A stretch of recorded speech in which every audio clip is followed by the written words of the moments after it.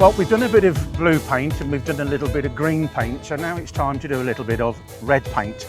We are over here on the Case IH Tractor Club stand, and we've got another special treat today because this gentleman standing next to me is Mr. Philip Ponton. He worked for International Harvester for 30, how many years did you work for them? 33 years. 33 years. And when he started, these, the Worldwide Series, were brand new machines. They were at the pinnacle of their success, weren't they? They were indeed. They were. So tell us a little bit about when you joined the company, how you came to work with the company and sort of the vibe that was going on within the business. Certainly. I was a trained agricultural engineer, and when I left school I did an apprenticeship, as it happens with the Massey Ferguson dealer. Left school and thought, do I want to be a tractor mechanic all my days? No. Reading the Farmers Weekly one day at home, and there was an advert for the International Harvester Company, 259 City Road, London. And I applied for a job and got a job. So my first job was working in the service department at 259 City Road in London, which gave support to all the UK dealers, both as well as European dealers. Right, so that was my first job. At the time, these were brand new. Obviously, before when we were talking off camera just earlier, we were sort of saying, you know, if you look back at International Harvester, McCormick International, whatever, it was a Bitzer company back then. This was the first complete range for IH, wasn't it? They called it the Worldwide Series, didn't they? That's correct. It was a worldwide series, jointly developed both in the United Kingdom and in the engineering departments in America. And what was unique about the tractor were some very advanced features, such as for the steering, full hydrostatic steering, so fingertip steering left to right. Bearing in mind these came out in 1971, so it was very advanced for its time. No kidding. It incorporated, you notice there's no gear lever in the centre of the transmission, hip mounted on the left hand side, 4 synchromesh gears. Which at the time was nobody else had that. Nobody else had that. So it was a very advanced tractor. There's the option of what was called a torque amplifier, a lever on the dashboard to double up the number of gears. Yeah, the ratio splitter. With a ratio splitter, exactly as you say. So a very, very modern design of tractor. And another good feature of these tractors was the engines, wasn't it? Because these are your German Neuss engines, which are still famous for their durability. Yeah, we had a factory in Germany in a small town called Neuss near Düsseldorf. And the engines were designed by the International Harvester Company worldwide, but they were produced in Germany. And there are 3-cylinder, 4-cylinder and 6-cylinder variants, and also short-stroke and long-stroke variants. And they still have a reputation of one of the best engines ever. Totally do, don't they? I mean, they really, you talk about International Harvester, you know, that's it. And of course that engine, we can look over here, so there was the 574, the 674 were the 2 largest models, weren't they? Well, the range started with the 3-cylinder 454, and I have a 454 myself, not here today, fully restored, which is a 3-cylinder 52 horsepower tractor. So there was a 454, a 474, a 574, and a 674 made up the range, with horsepower up to 68 horsepower to cater for everybody's needs, really. But the engines have a fantastic reputation for durability and performance. Now there was a Victor cab on them, wasn't it? Yes, this is the cab, albeit it doesn't have its windscreen frame in it. Well, you could specify it like that, though, couldn't you?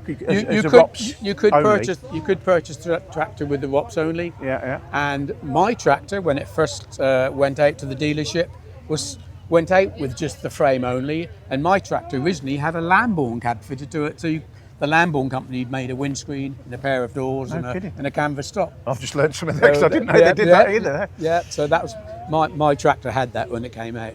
So moving on from these, now a landmark. I know we went to from the 74 to the 84 series, which was essentially a restyled version of the Worldwide, isn't it? It was, yes. It wasn't, I think. Yeah. So then we come along and we come to this. Now, at the time we were going Q-cab nuts in the late 70s, early 80s.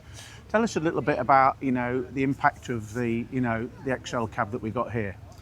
The XL cab was designed partly by the Porsche company, and it was considered at its release to be one of the best cabs on the market. Right. Because of the vision with the seamless joins here using just silicon only, wide opening doors, a silicon hinge to open the half window. So that is actually a hinge there. That is a hinge, yeah. And it was recognised as being probably the best cab on the market at the time, but both for noise level and just the overall operator environment. And these cabins were made in a factory in France, one of the international harvester factories we had at the time. Now we should point out as well, this is the legend right here. We've got the 955 XL. I spent quite a bit of time on these tractors in my youth. Yeah. Brilliant. Yeah. Superb 6-cylinder tractor. Yeah. We were talking about that slightly whistling exhaust, which I don't know. It is. It's quite. It's got quite a unique unique sound, isn't it? Yeah. These tractors were in a larger horsepower segment in comparison to the Doncaster-built tractors, and so the 955 and the 1055, both 6-cylinder engines. And as you said, they've got a wonderful reputation for reliability and performance. Today. People love them. Still very popular. So these tractors are made jointly in either the factory in France or in Germany. So most of the ones that came into the UK were French built. The larger 1255s were built in Germany. They were, and because there was a 12 and the 14, wasn't there? Yes. Now, in terms of going back to those days, I mean, obviously we know that in the UK, 100 horsepower was big. We were talking to John Deere earlier about where the bigger tractors fitted in, and obviously they didn't really, because not many people had the implements. But coming later on with the big 1455s, how were they? Did they sell them, or were they sort of really much of a niche tractor still in those days? No, I would suggest they were more than niche, because the farming was changing. People wanted more productivity from the man and from the machines, and they were certainly not niche tractors. I mean, they didn't sell in as big a volume as the smaller models. But certainly in the big farming areas, arable farming areas of East Anglia and so on, sales were very, very good. I suppose there were more implements being built, larger implements by this time, weren't there? Isn't there? Yeah. They are I mean, they're still good-looking tractors now. They are good-looking tractors. I mean, you cannot fault the styling of them. Yeah. I mean, they used to have a little problem with the venting blocking with dust on these, didn't they? They used to leak inside the cabs, if I remember rightly. They did. There was this fancy sort of drainage system for the water in the little gutters to drain away, and sometimes they got blocked up. And if you knew where to unblock it, it was easy. But if you didn't, it was one of those annoying things. Yeah. But this is a lovely example of an XR cab tractor, and it's obviously been restored to a very good standard. Now, over here behind us, we went for this massive generational change, didn't we? And over there, we've got the Maxim over there. There was the amalgamation, which, we talked about on a programme earlier on this year. I'm sure you've, discussing it. That tractor over there was a landmark in its own right. That range, wasn't it? Yeah.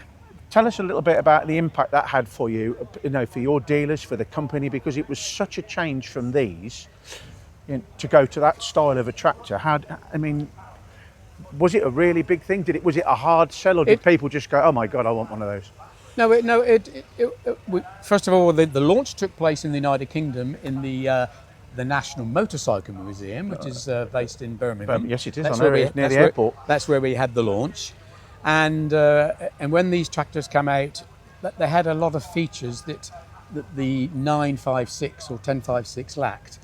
Primarily a change on the move. So the big arable farmers are wanting more productivity and to have a change on the move. So you could just like a semi-power shift. A semi-power shift. Yeah. So when the 5130 and 5140 tractors came out, they've got 4 power shift changes on the move. So whatever range you select, you can then just the flick of a small lever, go from 1 to 3 to 4 within that range, without touching the clutch pedal, with the engine running it under full load. Now here's a question for you, because we now know, I mean, the engine in here is a Cummins CDC, which is a legendary engine. I've often wondered why you went from having one legendary engine to another legendary engine. What was the change? Why didn't they carry on with the Noise engines and they went over to Cummins? What was the politics behind that? Do you know anything about that? The politics were quite involved, and obviously we've gone into the Case IH era here. That's right. And so that was a different company, because it's you know, C&H as it became, you know, heavy involvement with Fiat and so on. Yeah, yes. And so there were lots of different dynamics going on, and I guess, and I'm guessing, it was financial reasons as to what was going to be the best economical engine, and also looking at fuel emissions, because while the Noise engine was a wonderful engine, it was getting tired in its design, and we needed to move on to more efficient engines and cleaner engines. Okay, yes. Which is obviously the way forward. They didn't pick a bad one, though, did they? I mean, no.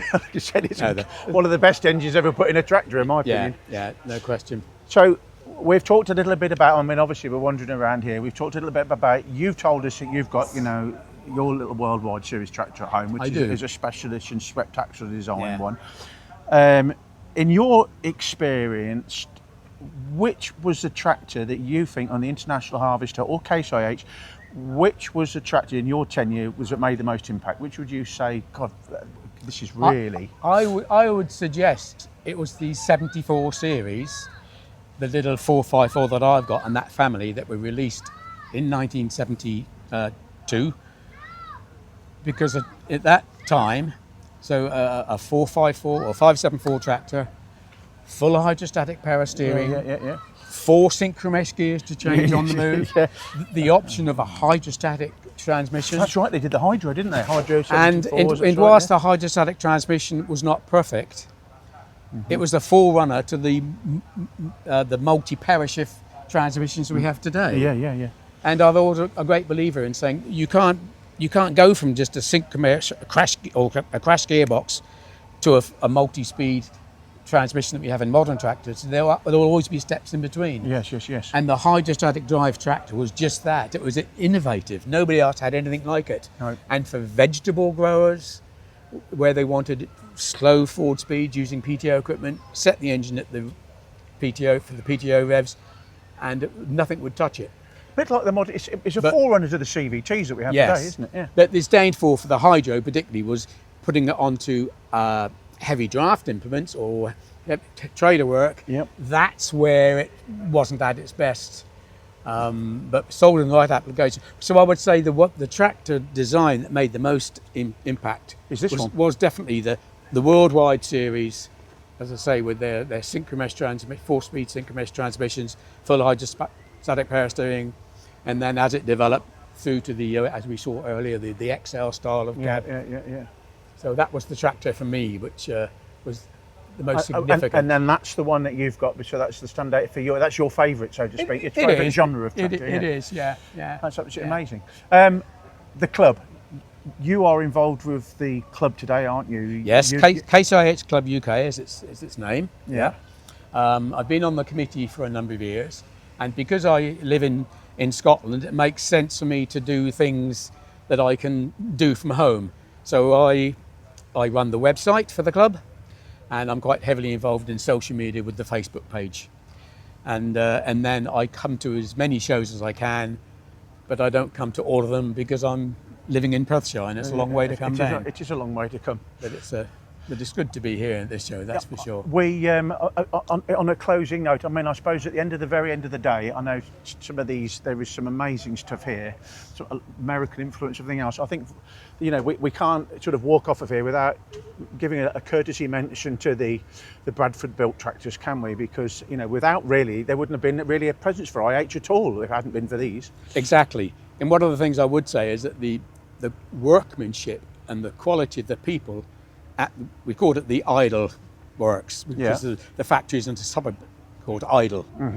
And the quality of the people that formerly made Jarrett motor cars, yes, that's right, all the workforce were kept on when IH bought the factory and turned it into a tractor factory, and the quality of the products they turned out was second to none.